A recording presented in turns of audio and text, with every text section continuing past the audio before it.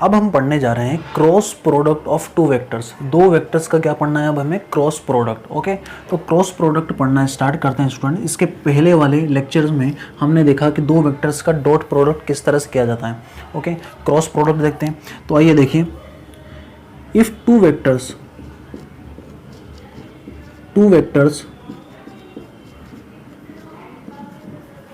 A vector and B vector, if two vectors are given by A vector and B vector, अगर दो vectors हमें दिए हुए हैं यहाँ पर ए वेक्टर और बी वेक्टर है, तब इनका जो क्रॉस प्रोडक्ट है वो इस तरह से लिखा जाता है। If two vectors A and B vector is given, then their cross product is given by, तब इनका क्रॉस प्रोडक्ट इस तरह से रिप्रेजेंट किया जाता है। Cross product given by A vector cross B vector. Okay, तो अगर दो वेक्टर्स हमें दिए हुए हैं तो उनके क्रॉस प्रोडक्ट को रिप्रेजेंट करने के लिए हम पढ़ते हैं इसके A vector cross B vector. Okay, is itself a vector, अब ये क्या लिखा हमने? इज इटसेल्फ अ वेक्टर, जो इन दोनों वेक्टर का क्रॉस प्रोडक्ट होता है students, A vector cross B vector, ये खुद भी क्या होता है? वेक्टर होता है। जैसे हमने देखा था दो वेक्टर का डॉट प्रोडक्ट करते थे तो जो रिजल्ट आता था वो रिजल्ट क्या होता था? स्केलर, इसलिए हम इसे स्केलर प्रोडक्ट भी कहते हैं। मगर अब याद रखिए, दो वेक्टर का जब आप क्रॉस प्रोडक्ट करेंगे तो जो फाइनल रिजल्ट आएगा उसमें केवल मैग्नीट्यूड्स नहीं होंगे, उसमें डायरेक्शन भी छिपी हुई होगी। तो जो फाइनल रिजल्ट आएगा उसमें वो वेक्टर होगा। वो क्या होगा? वेक्टर होगा। ओके, तो याद रखें यहाँ पर कि दो वेक्टर्स का डॉट प्रोडक्ट करते हैं तो फाइनल रिजल्ट स्केलर होता है, जबकि दो वेक्टर का जब क्रॉस प्रोडक्ट करते हैं तो फाइनल रिजल्ट क्या होता है? वेक्टर होता है। मगर इसका मतलब है ये जो क्वांटिटी बनी ए वेक्टर क्रॉस बी वेक्टर, ये क्या है स्टूडेंट? ये वेक्टर है। तो हमने लिखा कि दो वेक्टर का क्रॉस प्रोडक्ट को इस तरह से रिप्रेजेंट करते हैं और ये खुद भी क्या होता है? Is itself a vector. तो इसका मैग्नीट्यूड कैसे लिखेंगे हम? मैग्नीट्यूड, क्योंकि ये खुद वेक्टर है तो वेक्टर के पास दो चीजें होती हैं, ये खुद वेक्टर है, इसके पास दो चीजें होगी, एक मैग्नीट्यूड होगा और एक क्या होगा? डायरेक्शन। तो पहले तो इस वेक्टर का मैग्नीट्यूड लिखते हैं। ओके, तो मैग्नीट्यूड कैसे लिखा जाता है? A vector cross B vector, उसको मोड में लिख देंगे, इसका मतलब इसका मैग्नीट्यूड, और मैग्नीट्यूड लिखा जाएगा A B sine theta, A B sine theta. अब ए और बी हम यहाँ पर रिप्रेजेंट कर लेते हैं। जैसे मान लो ये आपका कोई वेक्टर है जिसको हमने बोला ए वेक्टर, ये कोई दूसरा वेक्टर है जिसको हमने कहा बी वेक्टर, और दोनों के बीच में एंगल कितना है स्टूडेंट? थीटा। तो इन दोनों का क्रॉस प्रोडक्ट लिखा जाएगा, क्रॉस प्रोडक्ट का मैग्नीट्यूड लिखा जाएगा ए बी साइन थीटा से। इस इक्वेशन को याद रखना, एक इंपॉर्टेंट इक्वेशन है, एक इंपॉर्टेंट रिजल्ट है। तो इनका मैग्नीट्यूड तो लिखा जाता है A vector cross B vector mod of A vector cross B vector is equal to A B sine theta, जहां पर ए इसका मैग्नीट्यूड है, बी जो इसका मैग्नीट्यूड और थीटा के इन दोनों के बीच में छोटा वाला एंगल है, smaller angle between this two vector, छोटा वाला एंगल दोनों के बीच का लेना है। तो इसका मैग्नीट्यूड तो देख लिया। अब हमें पता है कि ये अगर हमने कहा कि ये खुद वेक्टर है तो इस वेक्टर होगा तो इसके पास तो दो चीज़ें होगी। क्या क्या होगा? एक तो मैग्नीट्यूड होगा जिसका मैग्नीट्यूड लिखा जाएगा इससे ए बी साइन थीटा। जब भी मैग्नीट्यूड फाइंड करना तो ए बी साइन थीटा कर दो तो आपको मैग्नीट्यूड पता चल जाएगा। मगर इसके पास डायरेक्शन भी होगी। क्या होगी? इसके पास डायरेक्शन भी होगी। तो अब डायरेक्शन पता करते हैं कि जो नया वेक्टर है इसकी डायरेक्शन क्या होगी, इसकी क्या होगी? डायरेक्शन क्या होगी? तो direction of what students? A vector cross B vector. अब याद रखिए ये डायरेक्शन रूल कैसे दिया जाता है। जब दो वेक्टर का क्रॉस प्रोडक्ट करते हैं तो उनका डायरेक्शन कैसे निकाला जाता है? उनका डायरेक्शन निकालने के लिए हम एक रूल यूज करते हैं, उस रूल को बोलते हैं राइट हैंड थंब रूल। क्या बोलते हैं students? Right hand thumb rule. इस रूल को यूज करेंगे हम किसी क्रॉस प्रोडक्ट की डायरेक्शन को पता करने के लिए। कौन सा rule? Right hand thumb rule. Clear है? राइट हैंड का यूज करना है और थंब का भी यहाँ पर यूज आने वाला है। ठीक है, राइट हैंड थंब रूल का यूज करेंगे। अब समझे इसको ध्यान से। जैसे दो वेक्टर गिवन है और दो वेक्टर किसी प्लेन में रखे हुए हैं। मान लेते हैं ये हमारा कोई प्लेन है, प्लेन मतलब कोई जगह है, कोई स्पेस में एक प्लेन बना हुआ है। ओके, मान लो ऐसा कुछ टेबल रखा हुआ है, ये टेबल है। ओके, टेबल का सिरा है, टेबल का ऊपर वाला प्लेन टेबल ऐसे रखी हुई है ना, मैंने बोर्ड पे इसको ऐसे बनाया है, मगर टेबल रखी कैसी है, ऐसी रखी हुई है हॉरिजॉन्टल। इसके ऊपर हमने दो वेक्टर बनाए, एक हमारा वेक्टर है ये, इसको हमने कहा कि ये कौन सा वेक्टर है आपका, ए वेक्टर है, और एक दूसरा वेक्टर है, ये है हमारा बी वेक्टर। ओके स्टूडेंट्स, दो वेक्टर है हमारा, ए वेक्टर और ये बी वेक्टर। अब कैसे रखे हुए हैं ध्यान से देखें, किस तरह से रखे हुए हैं, ये माने ये हाथ का जो पाम है इसको माने ये आपका टेबल है। ओके, ये ऐसा रखा हुआ है, मैंने बोर्ड पे ऐसे बनाया मगर ये ऐसा रखा हुआ है। इसके ऊपर अब दो वेक्टर हैं, एक वेक्टर आपका ऐसे, ये ए वेक्टर, और दूसरा वेक्टर ऐसे है, बी वेक्टर। एक वेक्टर ऐसे है और दूसरा वेक्टर ऐसे रखा हुआ है। ओके, आ रहा है समझ में, दोनों वेक्टर हमने रखे हैं यहाँ पर। और अब हमें A vector cross B vector की डायरेक्शन पता करना है। किसकी डायरेक्शन पता करना है, A vector cross B vector की। ठीक, आ रहा है समझ में, ये ए वेक्टर और ये बी वेक्टर, ठीक है, इस तरह से रखे हुए हैं। तो A vector cross B vector की डायरेक्शन क्या होगी स्टूडेंट्स, अपना राइट हैंड निकालिए, राइट हैंड निकालिए। राइट हैंड में आपको उंगलियों को, ये जो उंगलियां हैं फिंगर्स, इन फिंगर्स को कर्ल करना है। तो क्या रूल है, curl your fingers of your right hand, curl your fingers of your right hand in such a way that it will come from A vector to B vector, ताकि ये A vector से B vector की तरफ मुड़े। अब आपका B vector कैसे है स्टूडेंट्स, वापस से देखें, बी वेक्टर रखा कैसे हमने, ये आपका ए वेक्टर है और बी वेक्टर हमने ऐसे रखा हुआ है, याद रखें। ओके, ये हमने ऐसे रखा हुआ है, मैं आपको बताने का ट्राई कर रहा हूँ, थोड़ा सा इमेजिन करने का ट्राई करें। ये आपका टेबल ऐसे रखा हुआ है, बोर्ड पे हमने ऐसे बनाया टेबल ऐसे, ये आपका ए वेक्टर, ये आपका बी वेक्टर। ओके, तो क्या करना है, curl your right hand, curl your fingers of your right hand, आप अपने राइट हैंड की फिंगर्स को कर्ल करें, किससे किसको मिलाते हुए, A vector cross B vector, A पहले लिखा है तो ए वेक्टर से बी वेक्टर की तरफ मिलाते हुए अपनी उंगलियों को कर्ल करें। तो आपका जो आउट स्ट्रेच्ड थंब होगा, तो आपका जो थंब होगा, वो थंब जिस डायरेक्शन को रिप्रेजेंट कर रहा है वही डायरेक्शन आपकी A vector cross B vector की होगी। क्या है, curl your fingers of your right hand in such a way that it will come from A vector to B vector, then your outstretched thumb will give you the direction of A vector cross B vector. तो बताओ A vector cross B vector की direction कहाँ होगी, ऊपर की तरफ होगी। तो ये A vector cross B vector का डायरेक्शन है, ये डायरेक्शन है A vector cross B vector का। आया समझ में आपको। तो याद रखिए, जब भी हम क्रॉस प्रोडक्ट करते हैं दो वेक्टर्स के, तो वो जो वेक्टर्स हैं जिस प्लेन में होते हैं, कहाँ होते हैं, जिस प्लेन में होते हैं। ओके, हम आपको ट्राई करते हैं अब समझाने का, ध्यान से देखिए। ये हमारा प्लेन है, समझ में आ रहा है आपको, ये प्लेन है, ये प्लेन मैंने ऐसे रखा है, ठीक है। अब इस प्लेन के ऊपर मैं दो वेक्टर्स को रखता हूं, ये आपका ए वेक्टर, ओके, ये आपका ए वेक्टर, और एक और वेक्टर रखते हैं हम यहां पर, ये बी वेक्टर, इस तरह से रखे हुए हैं, ठीक है। थोड़ा समझने का ट्राई करिए, ये आपका ए वेक्टर और ये आपका बी वेक्टर, तो ये प्लेन में रखे हुए हैं, ओके, ये ए वेक्टर और ये बी वेक्टर। तो जब भी दो वेक्टर्स किसी प्लेन में रखे हों, तो इस ए वेक्टर क्रॉस बी वेक्टर का डायरेक्शन हमेशा इस प्लेन के परपेंडिकुलर होता है, या तो बाहर की तरफ या फिर अंदर की तरफ। हमें A vector cross B vector find करना था, तो हमने अपनी उंगलियों को इस तरह से कर्ल करा, ए को बी से मिलाते हुए। तो हमारा जो अंगूठा है, अंगूठा किस डायरेक्शन को रिप्रेजेंट कर रहा है, ऊपर की तरफ। तो ये ऊपर की तरफ किसकी डायरेक्शन होगी, ए वेक्टर क्रॉस बी वेक्टर की डायरेक्शन होगी। आया आपको समझ में। तो ये जब भी ए वेक्टर क्रॉस बी वेक्टर की डायरेक्शन हमेशा जिस प्लेन में हमारे वेक्टर्स रखे हुए हैं, ये आपका प्लेन है, देखिए कॉपी का जो फ्रंट पेज है ये आपका प्लेन है, इस प्लेन में हमने दोनों वेक्टर्स को रखा है। तो ये जो प्लेन है इस प्लेन के परपेंडिकुलर है, इस प्लेन के कैसा है, परपेंडिकुलर है, ओके, ठीक है। परपेंडिकुलर हो गया, हमने डायरेक्शन पता चल गई। अब आपको दोनों चीज़ें पता है कि ए वेक्टर क्रॉस बी वेक्टर खुद वेक्टर होता है, तो वेक्टर के पास दो चीज़ें, मैग्नीट्यूड और डायरेक्शन। मैग्नीट्यूड पता है, मैग्नीट्यूड लिखेंगे, mod of A vector cross B vector A B sine theta से हम मैग्नीट्यूड निकाल लेंगे कि इस वेक्टर का लेंथ कितना है, मैग्नीट्यूड कितना है, और डायरेक्शन तो हमें हाथ घुमाकर पता चल जाएगी। आप याद रखना कौन सा हाथ घुमाना है, ओके।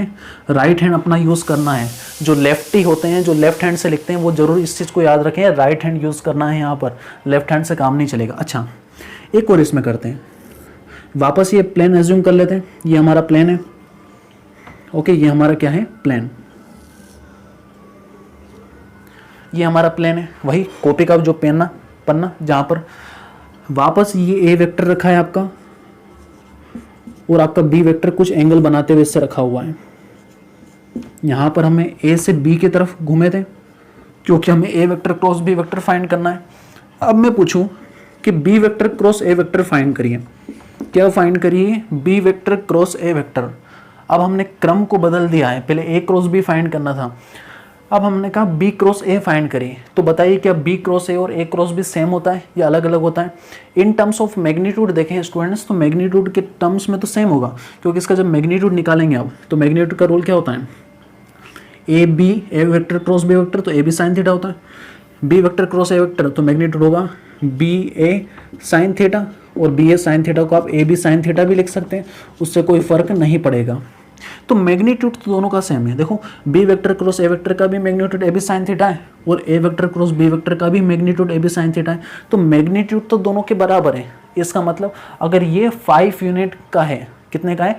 ये 5 यूनिट का है, तो इसका भी यूनिट कितना होगा? 5 यूनिट होगा, 5 मीटर का लेंथ होगा। मतलब इन टर्म्स ऑफ मैग्नीट्यूड तो दोनों बराबर होते हैं।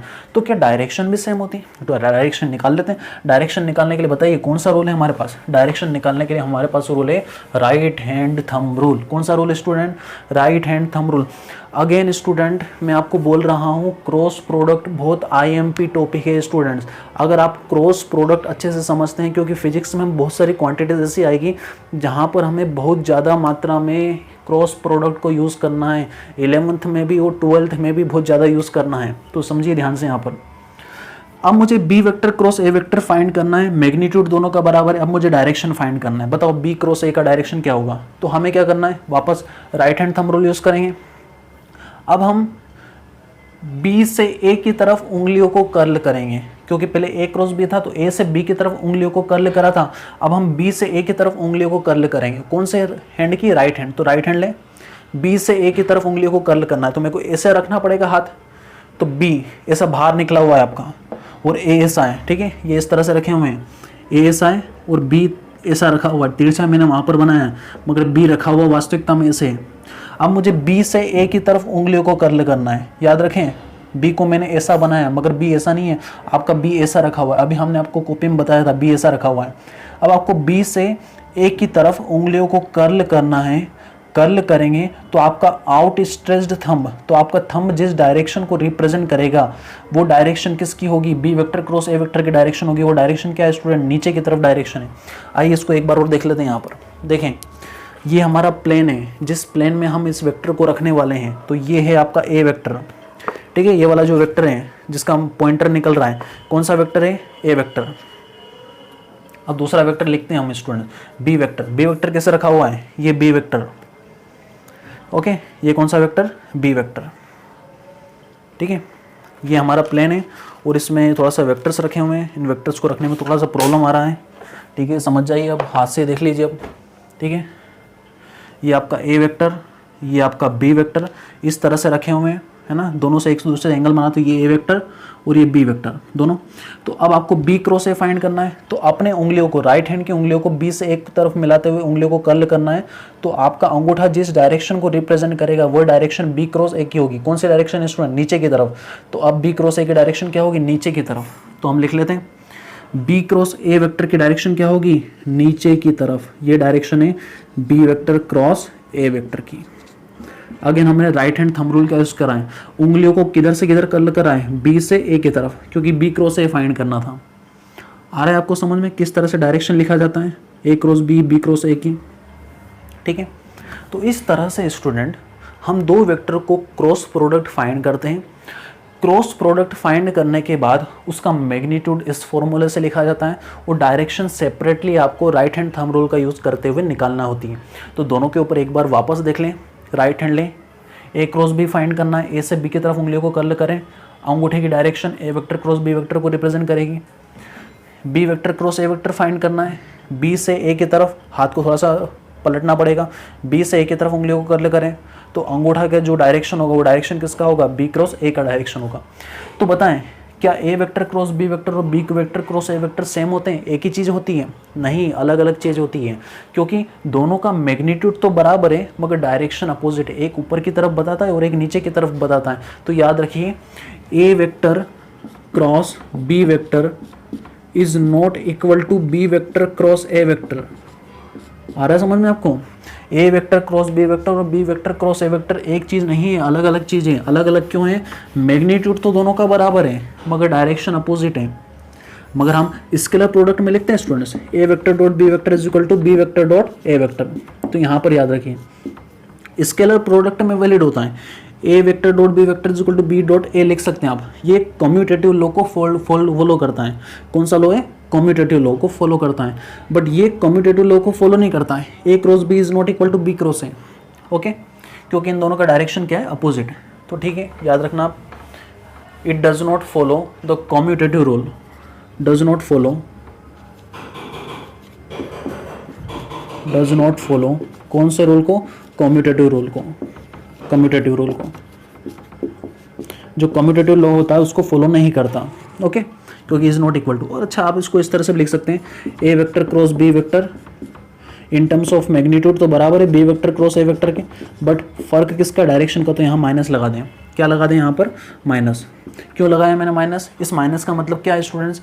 इन दोनों का मैग्नीट्यूड तो बराबर है। दोनों का मैग्नीट्यूड कितना है? A B sine theta, A B sine theta. अभी जस्ट देखा, फर्क किसका है? डायरेक्शन का फर्क है। तो यहाँ पर अगर मैं माइनस का मल्टीप्लाई कर दूंगा, B vector cross A vector में अगर माइनस का मल्टीप्लाई करूंगा, जब भी आपको पता है किसी भी वेक्टर में माइनस का मल्टीप्लाई करने पर वो वेक्टर पलट जाता है, तो दोनों का डायरेक्शन भी सेम हो जाएगा। तो इस तरह से हम इक्वलिटी लगा सकते हैं, इक्वल का साइन लगा सकते हैं। A vector cross B vector ऊपर की तरफ, B vector cross A vector नीचे की तरफ। इसमें माइनस का मल्टीप्लाई करा तो नीचे से क्या हो गया? ऊपर हो गया। अब ये और ये दोनों बराबर ही हैं, तो हम यहाँ पर बराबर का रूल लगा सकते हैं। तो इस इक्वेशन को याद रखिए, A vector cross B vector is equal to minus B vector cross A vector, जहाँ माइनस साइन क्या रिप्रेजेंट करता है कि दोनों की डायरेक्शन क्या है? अपोजिट है। क्या है स्टूडेंट? अपोजिट डायरेक्शन है दोनों का। ओके, दोनों का डायरेक्शन क्या है? अपोजिट है। तो इस तरह से हमने इस पूरे क्रॉस प्रोडक्ट को देखा, समझा।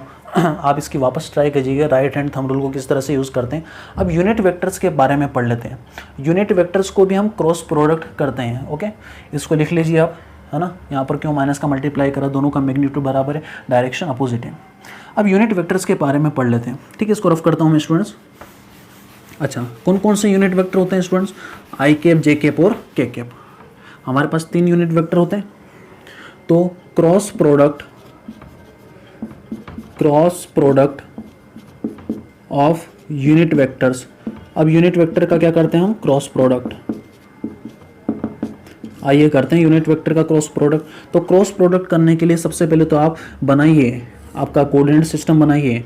एक्स वाई और जी एक्सिस कहाँ है? बाहर की तरफ निकला हुआ तिरछा बनाया हमने केवल इसको, एक्स वाई और जी एक्सिस। ओके, ये 3 एक्सिस बनाए हमने। अब तीनों एक्सिस बनाने के बाद स्टूडेंट्स, अब आप यहाँ पर बताइए आई कैप, जे कैप और के कैप किस डायरेक्शन को रिप्रेजेंट करते हैं? तो बताइए, आई कैप रिप्रेजेंट करेगा एक्स डायरेक्शन को, जे कैप रिप्रेजेंट करेगा वाई डायरेक्शन को और के कैप रिप्रेजेंट करेगा जी डायरेक्शन को। अब मुझे इन यूनिट वेक्टर्स का क्रॉस प्रोडक्ट फाइंड करना है, तो करते हैं आई कैप क्रॉस आई कैप। इसी तरह से मुझे जे cap cross J cap find करना है। इसी तरह से मुझे के cap cross K cap find करना है। तो बताइए कितना कितना होगा ये? सबसे पहले तो इनका मैग्नीट्यूड फाइंड कर लो। मैग्नीट्यूड फाइंड करने के लिए फॉर्मूला लगा लो, A cross B is equal to कितना होता है? A B sine theta. ये ए बी साइन थीटा क्या होता है? मैग्नीट्यूड है। ये क्या है स्टूडेंट्स? ये है मैग्नीट्यूड। मैग्नीट्यूड है, याद रखिए, ये केवल मैग्नीट्यूड लिखा है। तो लिखिए मैग्नीट्यूड, ए क्रॉस बी, ए का मैग्नीट्यूड, आई कैप का मैग्नीट्यूड कितना होता है? 1। फिर आई कैप का मैग्नीट्यूड कितना होता है? 1।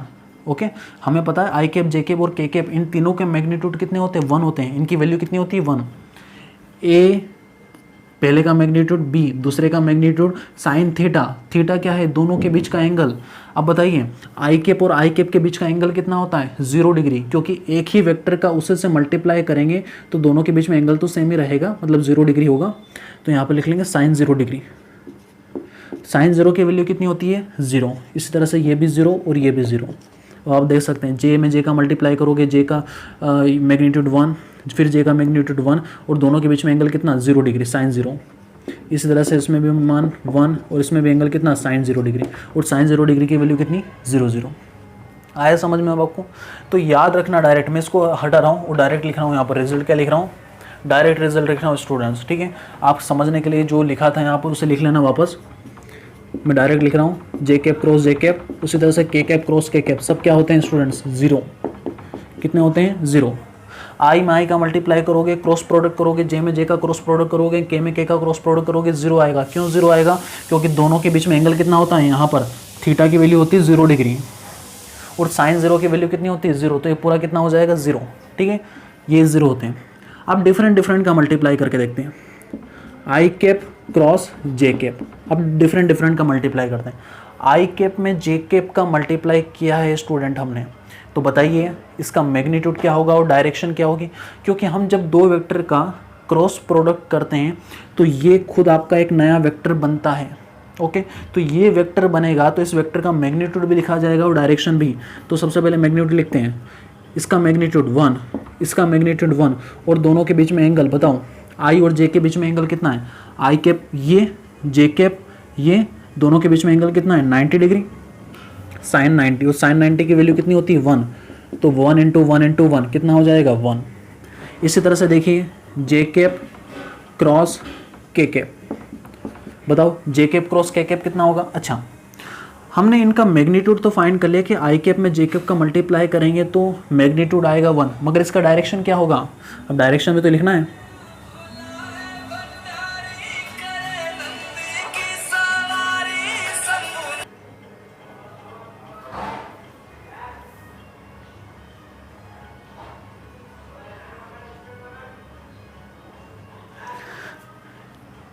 अब हमें जे कैप क्रॉस के कैप करना है। अच्छा, जे कैप क्रॉस के कैप के पहले आई कैप और जे कैप के बीच का डायरेक्शन क्या होगा? मैग्नीट्यूड तो आ गया 1, इसका डायरेक्शन क्या होगा स्टूडेंट? तो डायरेक्शन भी लिखना पड़ेगा आपको, तो डायरेक्शन भी लिखेंगे आप।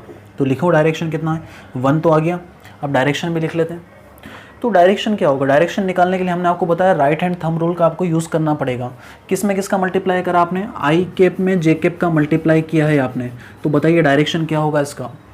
आई कैप में जे कैप का मल्टीप्लाई करने पर ये तो आ गया आपका मैग्नीट्यूड, ठीक है, मैग्नीट्यूड हो गया 1। डायरेक्शन क्या होगा? देखो राइट हैंड लो अपना, आई से जे की तरफ उंगलियों को कर्ल कर लो, curl your fingers from I cap to J cap. देखो ये राइट हैंड लिया मैंने, आई कैप इधर है और जे कैप ऐसा है, तो आई कैप से जे कैप की तरफ मैं उंगलियों को कर्ल करूँगा तो मेरा जो थंब होगा वो थंब किसके डायरेक्शन को बताएगा? इन दोनों के वेक्टर के क्रॉस प्रोडक्ट की डायरेक्शन। ये डायरेक्शन ये होगी। क्या आप बता सकते हैं ये किसकी डायरेक्शन है? बताओ ये किसकी डायरेक्शन है? ये क्या के कैप की डायरेक्शन है? क्योंकि आपका के कैप भी इस डायरेक्शन में। तो जब आई कैप क्रॉस जे कैप करा तो ये जो डायरेक्शन है ये डायरेक्शन किसके सिमिलर है? के कैप के सिमिलर है, मतलब ये के कैप की डायरेक्शन है। किसकी डायरेक्शन है? के कैप की। तो यहाँ पे लिख लेंगे के कैप, क्योंकि ये खुद वेक्टर होगा। वेक्टर को लिखने के लिए मैग्नीट्यूड इनटू डायरेक्शन लिखते हैं। मैग्नीट्यूड तो 1 और डायरेक्शन कितना? के कैप, और 1 का कोई मतलब नहीं, 1 को हटा देते हैं यहाँ पर। तो कितना आया? के कैप। कितना आया स्टूडेंट्स? के कैप। तो आ रहा है आपको समझ में? तो हमने आई कैप क्रॉस जे कैप को कितना निकाला? के कैप। मैग्नीट्यूड तो आया 1 और डायरेक्शन कितना आया? के कैप। वो ट्राई करते हैं, आपको और चीज़ें क्लियर होगी। देखिए जे कैप क्रॉस के कैप, खुद करिए आप। जे में के का क्रॉस प्रोडक्ट करिए। सबसे पहले A B sine theta, magnitude लिख लेते हैं। इसका मैग्नीट्यूड 1, इसका मैग्नीट्यूड 1, दोनों के बीच का एंगल कितना है? देखो जे ऐसे है और के ऐसे है, बाहर निकला हुआ, दोनों के बीच में एंगल बोला हूँ कितना है? जे और के बीच में angle 90 degree, sine 90, sine 90, sine 90 की value 1, 1 into 1 into 1 which is 1। अब डायरेक्शन जे और के की डायरेक्शन क्या होगी? वापस राइट हैंड निकालो अपना सबका, राइट हैंड निकालो। जे को के से मिलाते हुए उंगलियों को कर्ल करो तो आपका थंब किस डायरेक्शन को बता रहा है? बताओ, करो फटाफट इसको। जे से के की तरफ उंगलियों को कर्ल करो, राइट हैंड लो। ये के है आपका, ओके, ये है जे, तो जे की तरफ उंगलियों को रखो, ये जे की तरफ उंगलियों को रखो, और के आपका ऐसा बाहर निकला हुआ है, तो जे से के की तरफ उंगलियों को कर्ल करो तो आपका थंब किस डायरेक्शन को रिप्रेजेंट कर रहा है? इस डायरेक्शन को रिप्रेजेंट कर रहा है। ये किसकी डायरेक्शन है? एक्स एक्सिस की डायरेक्शन है, और एक्स एक्सिस के अलोंग यूनिट वेक्टर क्या होता है? बोलो, I cap. It means J cap cross K cap की डायरेक्शन क्या होगी? I cap. ये J cap cross K cap, direction क्या होगी? I cap. तो यहाँ पर लिख लेंगे हम आई कैप। मैग्नीट्यूड 1 है, 1 को हटा भी देंगे तो कोई फर्क नहीं पड़ेगा, तो कितना आ गया? I cap. जे में क्रॉस के का मल्टीप्लाई करा, कितना आया? आई कैप। उसी तरह से देखो तीसरा, के कैप क्रॉस आई कैप, करो फटाफट करो, के में आई का मल्टीप्लाई करो, क्रॉस प्रोडक्ट करो। तो सबसे पहले इसका मैग्नीट्यूड निकालते, के का मैग्नीट्यूड 1, आई का मैग्नीट्यूड 1, दोनों के बीच में एंगल वापस देखो कितना है 90 बनेगा ना, के और आई। के देखो किधर है, ये के है आपका, ये है आई कैप, ध्यान से देखो, ये आई कैप और ये के कैप, आई कैप और ये के कैप, ये इस तरह से हैं, ये आपका आई कैप और ये के कैप। ये डायरेक्शन किसका है, आई कैप का, और ये डायरेक्शन किसका है, के कैप, मतलब जी एक्सिस बाहर निकल रहा है। अब आपको फाइंड करना है K cap cross I cap, ये के कैप और ये आई कैप। राइट हैंड लो, राइट हैंड को इस तरह से उंगलियों को कर्ल करना है के कैप से आई कैप की तरफ, क्योंकि के पहले लिखा है आई बाद में लिखा है, के कैप से आई कैप की तरफ उंगलियों को कर्ल करना है। तो उंगलियों को कर्ल करा के से आई की तरफ, तो आपका थंब किस डायरेक्शन को बता रहा है, बताओ थंब किस डायरेक्शन को बता रहा है, थंब आपका जे कैप की डायरेक्शन को बता रहा है। इट मीन्स इन दोनों का क्रॉस प्रोडक्ट की डायरेक्शन होगी जे कैप, कितनी होगी, जे कैप, और मैग्नीट्यूड तो कितना है 1 है, 1 लिखे ना लिखे कोई फ़र्क नहीं पड़ेगा, कितना आ जाएगा, जे कैप, कितना आएगा स्टूडेंट्स, जे कैप। मैं आपसे वो रिक्वेस्ट करता हूँ कि इन तीनों की वापस ट्राई करें, राइट हैंड रूल का यूज़ करें, ताकि आप सीख जाएंगे किस तरह से राइट हैंड रूल यूज़ करते हैं। आई क्रॉस जे के, जे क्रॉस के आई, के क्रॉस आई जे कैप, ओके, के क्रॉस आई जे कैप। तो इस तरह से ये यूनिट वेक्टर का क्रॉस प्रोडक्ट किया जाता है। अच्छा, हम यहाँ पर इससे एक रूल बना लेते हैं स्टूडेंट। रूल क्या बनाते हैं, एक साइक्लिक रूल बना लेते हैं, इससे याद रखना आसान हो जाता है। याद रखना क्या, देखो आई कैप, ये आपका आई कैप, ये आपका जे कैप और ये आपका के कैप। साइकिल घुमाओ, आप देखो यहाँ से इतना इजी हो जाएगा। आई कैप क्रॉस जे कैप, बोलो कितना है, के कैप। आई कैप क्रॉस जे कैप, बोलो कितना है, के कैप। आई कैप क्रॉस जे कैप कितना है, के कैप। ओके, आप क्या करें, आई कैप जे कैप के कैप को एक सीरियल में लिखें, ऐसे एरो बना दें, आई से जे की तरफ, जे से के की तरफ, के से आई की तरफ, ऐसा पूरा साइक्लिक फॉर्म बन गया। I cap cross J cap कितना है, के कैप, आ गया पहला। दूसरा, J cap cross K cap कितना है, आई कैप। देखो J cap cross K cap कितना है, आई कैप। फिर again K cap cross I cap कितना है student, J cap. K cap cross I cap is equal to कितना है, जे कैप। ये तो शॉर्ट फॉर्म में याद रखने का तरीका, मगर आपको इस तरह से याद रखना चाहिए कि कैसे आप बेसिक फॉर्म से इस तरह से क्रॉस प्रोडक्ट को निकाल सकते हैं। ठीक है, ये अच्छा, आई क्रॉस जे के कैप, जे क्रॉस आई क्या होगा students, J cap cross I cap कितना होगा, बोलो जे कैप क्रॉस आई कैप कितना होगा। अब मैं उल्टा चल रहा हूँ, मैंने आई जे के ऐसा क्लॉकवाइज चला था, एंटी क्लॉकवाइज चला था, अब मैं क्लॉकवाइज चलता हूँ, जे से आई की तरफ, जे से आई की तरफ।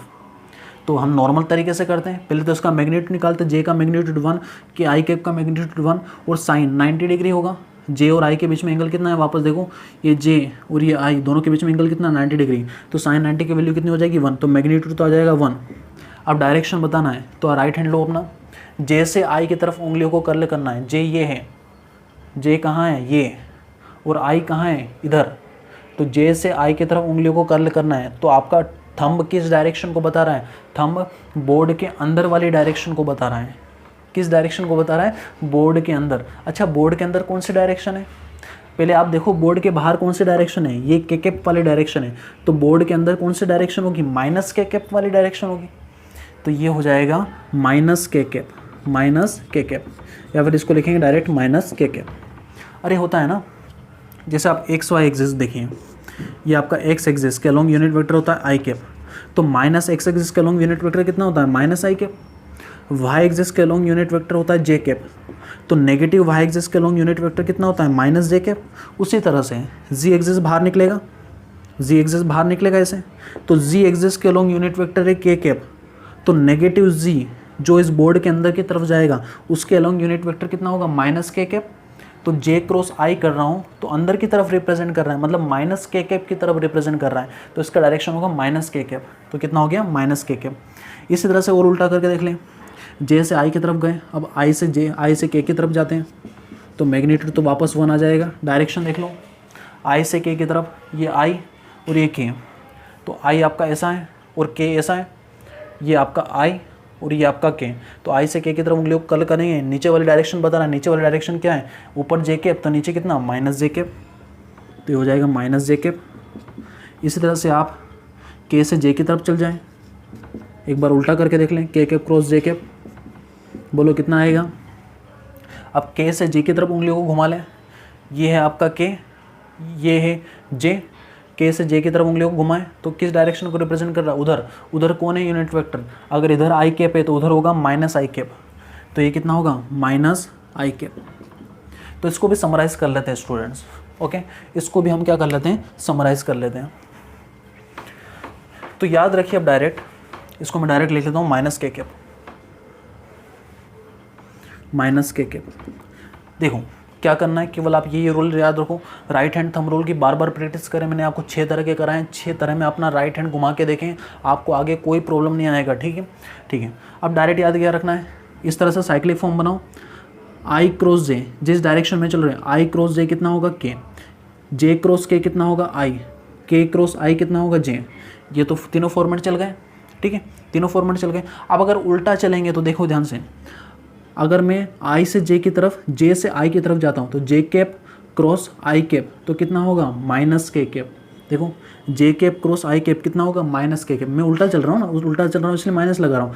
जे कैप क्रॉस आई कैप कितना होगा माइनस के कैप, क्योंकि उल्टे चल रहे हैं एरो के। अब देखो आगे, आई कैप क्रॉस के कैप उल्टे चल रहे हैं, आई कैप क्रॉस के कैप कितना होगा बोलो माइनस जे कैप, आई कैप क्रॉस के कैप कितना माइनस जे कैप। अब और उल्टा चलते हैं, के कैप क्रॉस जे कैप उल्टा चले, के कैप क्रॉस जे कैप कितना होगा माइनस आई cap, K cap cross J cap कितना होगा माइनस आई कैप। तो आप केवल ये साइक्लिक फॉर्म याद रख लें, इस तरह से आपको सारे यूनिट वेक्टर के चेंज करना है, कैसे मल्टीप्लाई करना, उसके डायरेक्शन मालूम पड़ जाएगा। इस तरह से आई में जे का के, जे में के का आई, के में आई का जे, उल्टा चलोगे तो माइनस आ जाएगा। और उस यूनिट वेक्टर का उसी में क्रॉस प्रोडक्ट करते हैं तो आंसर कितना होता है स्टूडेंट, 0 होता है यहाँ पर, ओके। इसके बाद में हम देखते हैं अब क्वेश्चन किस तरह से सॉल्व करेंगे, ठीक है। ये यूनिट वेक्टर का क्रॉस प्रोडक्ट, इसको मैं रफ कर रहा हूँ, ठीक है, आप इसको नोट करिएगा पूरे अच्छे तरह से।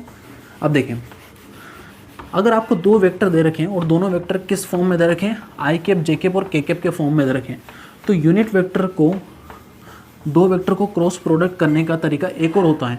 अगर आपको एंगल नहीं दिया है दोनों वेक्टर के बीच का, तो आप एक तरीका और है जिससे आप आसानी से क्या कर सकते हैं, क्रॉस प्रोडक्ट निकाल सकते हैं। उसको हम बोलते हैं इन डिटरमिनेंट फॉर्म, इन डिटरमिनेंट फॉर्म। अब ये डिटरमिनेंट फॉर्म क्या हो गया, अब देखो ध्यान से समझना है इसको। डिटरमिनेंट फॉर्म नई चीज़ है आपके लिए। डिटरमिनेंट फॉर्म का मतलब है, पहले तो समझे, पहला वेक्टर दे रखा है ए वेक्टर, ठीक है, पहला वेक्टर दे रखा है ए वेक्टर। अब इस ए वेक्टर के तीनों एक्सिस के अलोंग कंपोनेंट होंगे, एक्स एक्सिस के अलोंग कंपोनेंट होगा ए एक्स, और एक्स एक्सिस के अलोंग डायरेक्शन होगा आई के, प्लस इस ए वेक्टर का वाई एक्सिस के अलोंग कंपोनेंट होगा ए वाई, वाई एक्सिस के अलोंग डायरेक्शन होगा जे कैप, जी एक्सिस के अलोंग कंपोनेंट होगा ए जेड, और डायरेक्शन होगा जी एक्सिस के अलोंग के कैप। इसी तरह से दूसरा वेक्टर दिया है हमें बी वेक्टर, उसके भी तीनों कंपोनेंट लिख लेते हैं, बी एक्स आई कैप प्लस बी वाई जे कैप प्लस बी जी, जी एक्सिस के अलोंग बी का कंपोनेंट और जी एक्सिस के अलोंग बी की डायरेक्शन। तो इस तरह से फॉर्मेट में लिखा होता है। हमने डॉट प्रोडक्ट में भी इस तरह से कुछ क्वेश्चन करें, आई कैप जे कैप और के कैप के फॉर्मेट में हमें दिया होता था ए एक्स ए वाई और ए जी की कुछ वैल्यू होती है 2 1 -1, ऐसा कुछ भी वैल्यू हो सकता है यहाँ पर।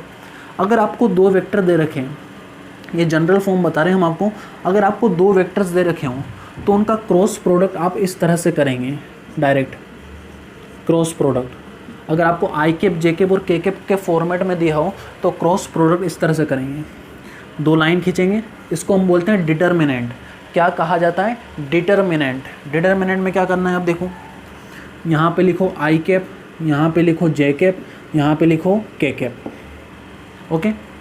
अब पहला वेक्टर कौन सा है आपका, ए वेक्टर लिखा है, तो ए वेक्टर के तीनों कंपोनेंट लिख लो, ए एक्स ए वाई और ए जी, ए एक्स ए वाई और ए जी। दूसरा वेक्टर क्या लिखा है, बी वेक्टर। अब बी वेक्टर के तीनों कंपोनेंट लिख लो, बी एक्स बी वाई और बी जी, बी एक्स बी वाई और बी जी। इसको सॉल्व करना देखेंगे हम क्वेश्चंस के अंदर। आप तो केवल डिटरमिनेंट फॉर्म लिखना सीख जाओ कि कैसे डिटरमिनेंट फॉर्म लिखते हैं। आइए, ठीक है, डिटरमिनेंट फॉर्म लिखने के, अच्छा एक देख लो, एक एग्जांपल देख लो।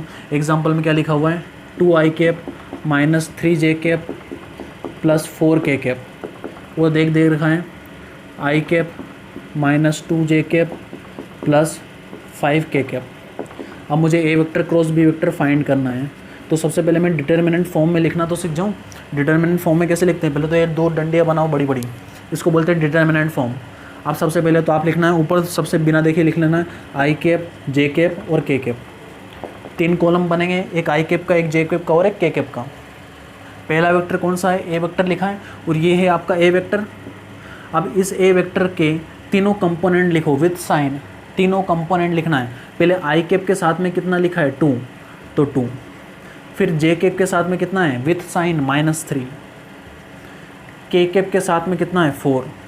तीनों कंपोनेंट लिखो, पहले जो आगे वेक्टर लिख रहे हो उसके तीनों कंपोनेंट लिखो, फिर बाद वाला वेक्टर उसके तीनों कंपोनेंट लिखो। यहाँ पर कुछ नहीं तो कितना है 1, यहाँ पे कितना है जे कैप के साथ में -2 और के कैप के साथ में कितना है 5। ओके, इस तरह से इसको कंपोनेंट डिटर्मिनेंट फॉर्म में लिखेंगे और इसके आगे हम एग्जाम्पल में देखेंगे, एग्जाम्पल से इस तरह किस तरह से इनको सॉल्व किया जाता है।